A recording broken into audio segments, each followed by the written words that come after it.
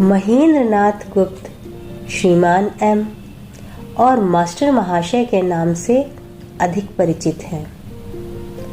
आज के वृत्तांत में मास्टर के नाम से संबोधन किया गया है। मास्टर महाशय श्री रामकृष्ण वचनामृत नामक पुस्तक के रचयिता हैं। मास्टर महाशय का जन्म 14 जून 1854 को कलकत्ता में हुआ और 4 जून 1932 में उनकी मृत्यु कलकत्ता में हो गई। श्री रामकृष्ण वचनामृत सार प्रथम परिचय 26 फरवरी 1882।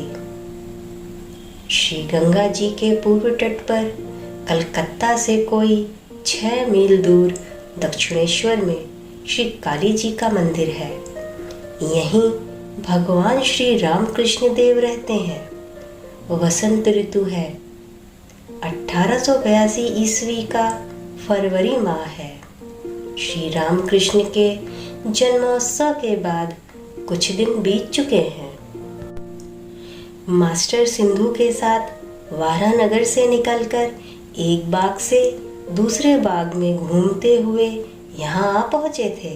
रविवार का दिन था, छुट्टी थी, इसलिए घूमने निकले थे। थोड़ी देर पहले श्री प्रसन्न बनर्जी के बाग में घूम रहे थे। उस समय सिंधु ने कहा, गंगा जी के किनारे एक सुंदर बगीचा है, देखने चलिएगा। वहाँ एक परमहंस रहा करते हैं। बगीचे के सामने वाले फाटक से प्रवेश कर मास्टर और सिंधु सीधे रामकृष्ण देव के कमरे में आए। संध्या का समय था। इसी समय उन्होंने श्री रामकृष्ण देव के प्रथम बार दर्शन किए। उन्होंने देखा कमरा लोगों से भरा हुआ है।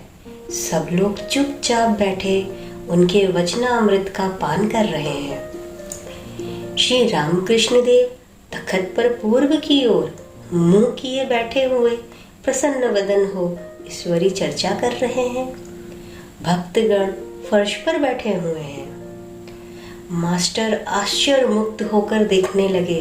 उन्हें ऐसा प्रतीत हुआ मानो साक्षात सुखदेव भगवत प्रसंग कर रहे हैं, अथवा उस स्थान पर सभी तीर्थों का समागम हुआ है, अथवा मानो चैतन्य देव पूरी धाम में रामानंद स्वरूप आदि भक्तों के साथ बैठकर भगवान का नाम गुणगान कर रहे हैं। श्री रामकृष्ण कह रहे थे, जब एक बार हरि नाम या राम नाम लेते ही रोमांच होता है, आंसुओं की धारा बहने लगती है, तब निश्चित समझें कि संध्या आदि कर्मों की आवश्यकता नहीं रह जाती। तब कर्म त्याग का अधिकार पैदा हो जाता है। कर्म आप ही आप छूट जाते हैं। उस अवस्था में केवल राम नाम, हरि नाम या केवल ओमकार का जप करना ही पर्याप्त है। श्री रामकृष्ण देव ने कहा, संध्या वंदन का लय गायत्री में होता है और गायत्री का ओमकार में। मास्टर विस्मित होकर देखते हुए सोचने लगे, वाह कैसा सुंदर स्थान है, कितने अच्छे महात्मा हैं, कैसी सुंदर वाणी है, यहाँ से हिलने तक की इच्छा नहीं होती। थोड़ी देर बाद उन्होंने मन में विचार किया, एक बार देख आऊं कहाँ आया हूँ, फिर यहाँ आकर बैठूंगा। मास्टर सिंधु के साथ कमरे के बाहर निकले। ठीक उसी समय आरती की मधुर ध्वनि आरंभ हुई। एक साथ घंटे, घड़ियाल, झांझ, मृदंग आदि सब बज उठे। उद्यान की दक्षिण सीमा से नौबत की मधुर ध्वनि गूंज उठी। वह ध्वनि मानो भगीरथ के वक्ष पर संचार करती हुई कहीं दूर जाकर विलीन होने लगी। वसंत समीर पुष्पों की सुगंध लिए मंद मंद बह रहा था। चारों ओर ज्योत्सना छा गई। प्रकृति में मानो सभी देवताओं के आरती का आयोजन हो रहा था। 12 शिव मंदिर, श्री राधा कांत मंदिर और श्री भगवत तारिणी के मंदिर में आरती देख मास्टर को अत्यंत प्रसन्नता हुई।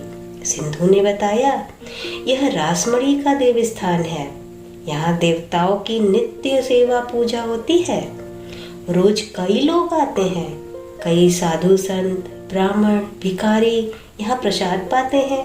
भवतारिणी के मंदिर से निकलकर दोनों बातचीत करते करते पक्के विस्तीर्ण आंगन पर से चलते हुए पुनः श्री राम कृष्ण के कमरे के सामने आ पहुँचे। उन्होंने देखा कमरे का दरवाजा अब भिड़ा लिया गया है।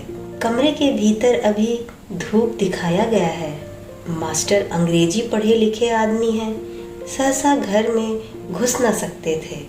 द्वार पर वृंदा कहारिन खड़ी थी। मास्टर ने पूछा, साधु महाराज क्या इस समय कमरे के भीतर हैं? उसने कहा, हाँ वे भीतर हैं। मास्टर, ये यहाँ कब से हैं? वृंदा, ये बहुत दिन से हैं। मास्टर, अच्छा तो पुस्तकें खूब पढ़ते होंगे। वृंदा, पुस्तकें? उनके मुंह में सब कुछ है।